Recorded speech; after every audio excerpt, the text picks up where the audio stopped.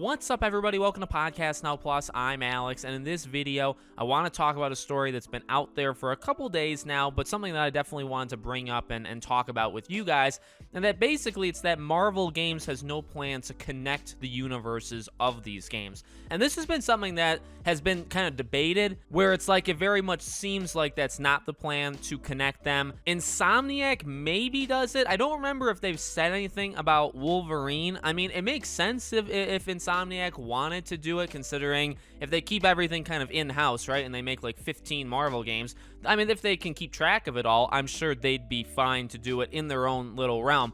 But once you start expanding it to Guardians of the Galaxy and even Marvel's Avengers, right, once you start to do it like that, obviously, again, there's a debate of should you actually connect them. So the answer is no, and the reasoning, I actually, it's kind of like a joke reasoning that the guy says, but let's read it. The world is amazingly very familiar and accepting of the multiverse. We have all these different realities, now they're all real, and we want to give everyone the freedom to tell their story. We don't want to say you can't blow up the moon because this game over here by another studio needs the moon. We want to give everyone the freedom and the clear lane to tell their story. I really like that. And I really like that, I guess, more so in games. I guess we've been conditioned now, right, with like Marvel or DC, that it needs to all be connected and everything needs to kind of have a purpose.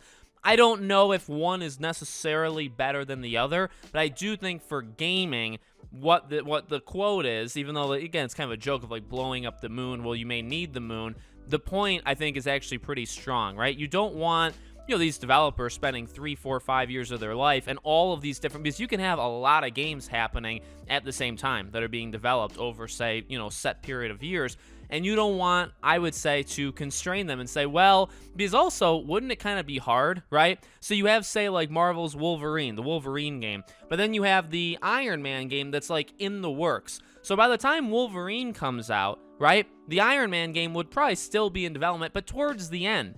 Would you want them to be connected and be like, oh shoot, well maybe they did something like crazy in the Wolverine game, and now the Iron Man game needs to kind of reflect that in the game? I mean, that's asking a lot to kind of just throw that in. It's not like you can do an after credits scene in a movie or these small little Easter eggs or whatever appearances like you can in a movie. That is a whole lot easier than doing something kind of major to a game when it's in development or even towards the end of development. So I think this is probably the best for everybody, that it truly doesn't matter what one game does, the other game can do whatever it wants. That probably makes developing it just overall easier. And then again, I'd imagine if you want to make a universe, that's kind of up to you. But the thing is, right, you'd have to probably do it with yourselves. So really, again, the only one that can do it is the only one that'd be making multiple games. Although, you could say maybe EA. Maybe EA has a plan and has talked to the studios making the, well, Iron Man's confirmed, right?